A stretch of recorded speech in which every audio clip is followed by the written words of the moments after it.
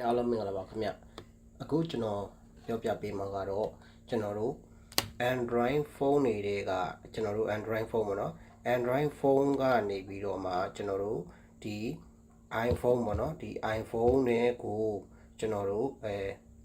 file နေပို့တာပဲဖြစ်ဖြစ်ဒီ iphone တွေကနေဒီ androi phone တွေကိုကျွန်တော်တို့ file နေပို့တာပဲဖြစ်ဖြစ်ကျွန်တော်တို့ဒီ phone တွေတဲကနေပြီးတော့မှကွန်ပျူတာတွေကိုကျွန်တော်တို့ file နေပို့တာပဲဖြစ်ဖြစ်ကျွန်တော်တို့ application လေးတစ်ခုရှိအောင်နဲ့လွယ်ကူလင်းမြန်စွာကျွန်တော်တို့ပို့လို့ရမှာဖြစ်ပါတယ်ဗျဟုတ်ကဲ့ကျွန်တော်တို့စိတ်ဝင်စားရင်တော့ကျွန်တော်ရဲ့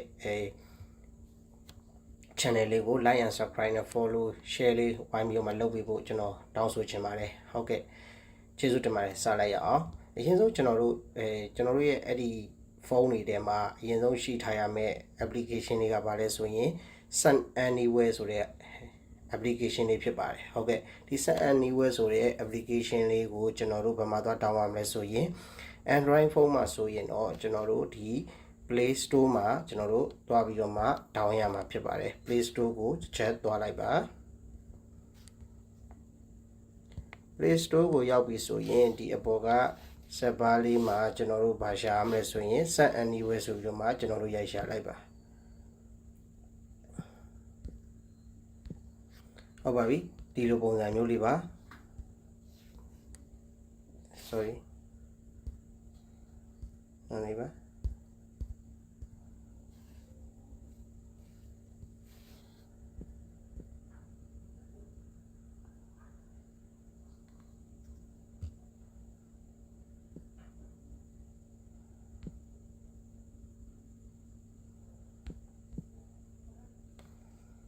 โอเคဒီလိုပုံစံမျိုးလေးပါဒါ send anywhere ဆိုတဲ့အားလေးပါဒါလေးကိုကျွန်တော်တို့ရိုက်ရှာလိုက်လို့ရှိရင်ဒီမှာ send anywhere ကိုကျွန်တော်တို့တွေ့မှာဖြစ်ပါတယ် send anywhere ကိုကျွန်တော်တို့အရင်ဆုံးကျွန်တော် download ဆွဲလိုက်ပါဟုတ်ကဲ့ဒီမှာပါဒီ file လေးပေါ့နော်ဒီ send anywhere file လေးကိုကျွန်တော်တို့အရင်ဆုံး download ဆွဲလိုက်ပါကျွန်တော်ကတော့ download ဆွဲပြီးဖြစ်သွားတဲ့အတွက်ကြောင့်မလို့ဒီမှာ update လုပ်ခိုင်းတဲ့အတွက်ကြောင့် update ခါလဲကျွန်တော်လုပ်လိုက်ပါမယ်ဟုတ်ကဲ့ကျွန်တော်တို့ Apple phone တွေမှာတော့ကျွန်တော်တို့ဘယ်မှာသွား download လဲဆိုရင်တော့ App Store ထဲမှာကျွန်တော်တို့သွားပြီးတော့မှ download ဆွဲဖို့လိုပါတယ်အဲ့တော့ကျွန်တော်တို့ App Store တွေကိုကျွန်တော်တစ်ချက်သွားလိုက်ပါမယ်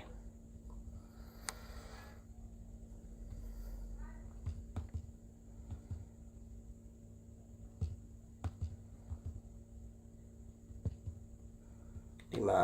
App Store ရှိပါတယ်ဒီ App Store တွေကိုတစ်ချက်သွားလိုက်ပါမယ်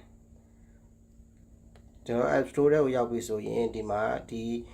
ရှာတဲ့ဒီ server လေးပေါ့နော်အဲ့ဒီဟာလေးကို set ကလေးကျွန်တော်နှိပ်လိုက်မယ်နှိပ်ပြီးတော့ဒီ server လေးမှာကျွန်တော်တို့ send anywhere ဆိုပြီးတော့မှ send send a n y value a e r e ဒီ send anywhere ဆိုပြီးတော့ဒီလိုမျိုးလေးကျွန်တော်တို့ရိုက်ပြီးတော့မှရှာလိုက်ပါမယ်ရှာလိုက်ပြီဆိုရင်တော့ဒီမှာ send anywhere ပေါက်ကလေးကြာလာပြီကျွန်တော်ကတော့ download ဆွဲပြီးသားဖြစ်တဲ့အတွက်ကြောင့် open ဖြစ်နေတယ်ဟုတ်ကဲ့မဆွဲရသေးတဲ့ညီကိုမောင်နှမတွေကတော့ကျွန်တော်တို့ download ဆွဲလိုက်ပါဟုတ်ကဲ့ဒီမှာ androi phone မှာတော့ကျွန်တော်ဆွဲပြီးသားပြီဖြစ်တဲ့ကြောင့်အပြင်ကိုထွက်လိုက်မယ် iOS မှာလည်းဆွဲပြီးသားပြီဖြစ်တဲ့ကြောင့်ကျွန်တော်အပြင်ကိုထွက်လိုက်ပါမယ်ဟုတ်ကဲ့ထွက်ပြီးသွားရင်တော့ကျွန်တော်တို့ဒီ file လေးတွေကိုကျွန်တော်အရင်ဆုံးဘယ်လိုပို့ရလဲဆိုတာကျွန်တော်စမ်းပို့ပြမယ်အဲ့တော့ကျွန်တော်တို့ androi phone တွေက file ကိုကျွန်တော်တို့ iOS phone တွေကိုကျွန်တော်အရင်ပို့ပြပါမယ်ဟုတ်ကဲ့အဲ့တော့ကျွန်တော်တို့ send anywhere ကျွန်တော်တို့ပေါက်ကလေးတွေကိုကျွန်တော်တို့တစ်ချက်သွားလိုက်ပါမယ်ဒီမှာပါ send anywhere ပေါက်ကလေးတွေကိုသွားလိုက်ပါမယ် send anywhere ကိုကျွန်တော်စပြီးတော့မှဖွင့်လိုက်ပါမယ်ဒီ androi phone ကလည်းကျွန်တော်တို့ဒီ send anywhere ကိုကျွန်တော်တို့ဖွင့်လိုက်ပါမယ် application တွေကိုကျွန်တော်တို့ဖွင့်လိုက်ပါမယ်ဟုတ်ကဲ့အဲ့တော့ကျွန်တော် video file ကိုကျွန်တော်ပို့ပြပါမယ်ဟိုဘက်ကိုကျွန်တော်ပို့ပြပါမယ်ဘယ်လိုပို့ရမလဲဆိုလို့ရှိရင်ကျွန်တော်ကစပို့မှာဖြစ်တဲ့အတွက်ကြောင့် androi phone ကနေပို့မှာဖြစ်တဲ့အတွက်ကြောင့်မလို့ androi phone မှာကျွန်တော်တို့ဒီ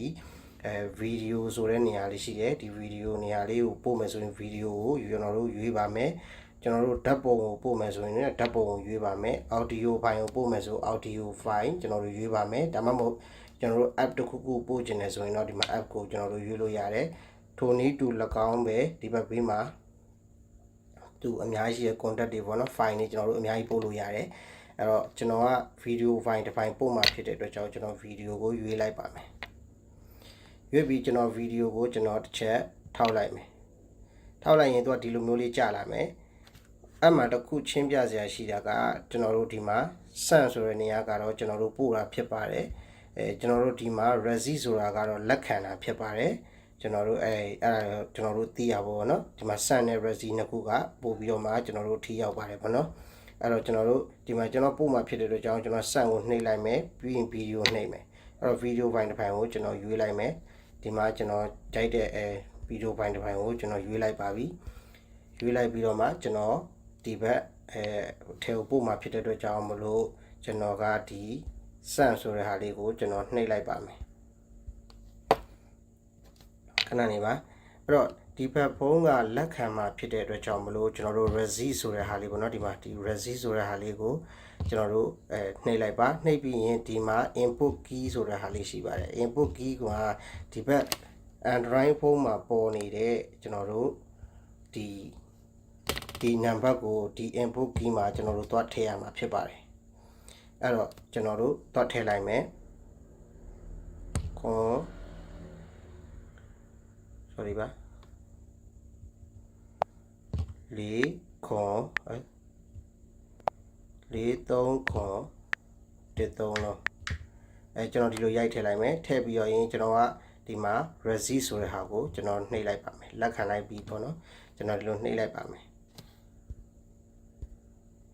နှိပ်လိုက်တာနဲ့ကျွန်တော်တို့ file ကကျွန်တော်ဒီဘက်ထဲကိုကျွန်တော်တို့ရောက်သွားမှာဖြစ်ပါတယ်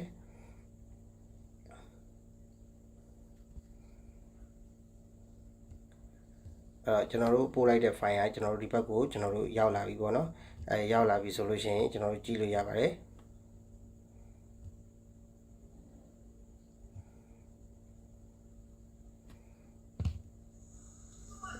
ဒီမှာပေါ့နော်ဒါကျွန်တော်တို့ပို့လိုက်တဲ့ file မှာအခုပို့လိုက်တဲ့ file ကျွန်တော်တို့ရောက်လာပြီဖြစ်ပါတယ်ဟုတ်ကဲ့အဲ့ဒါလိုပဲကျွန်တော်တို့လည်းဒီကနေပြီးတော့မှဥပမာ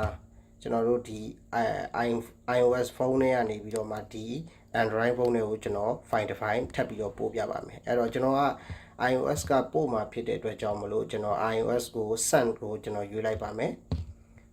send ကိုရွေးလိုက်ပြီးသွားရင်ကျွန်တော်တို့ကမှ video ကိုကျွန်တော်ရွေးလိုက်ပါမယ်ဗီဒီယိုကိုရွေးပြီးသွားရင်ကျွန်တော်ဒီဗီဒီယိုလေးတစ်ပုဒ်ကိုကျွန်တော်ဒီ androi ဖုန်းနဲ့ကိုပို့ပြပါမယ်အဲ့တော့ဗီဒီယိုလေးကိုကျွန်တော်လက်ကလေးနဲ့တောက်လိုက်ပါမယ်တောက်ပြီးရင်ဒီမှာ send ကိုကျွန်တော်နှိပ်ပါမယ်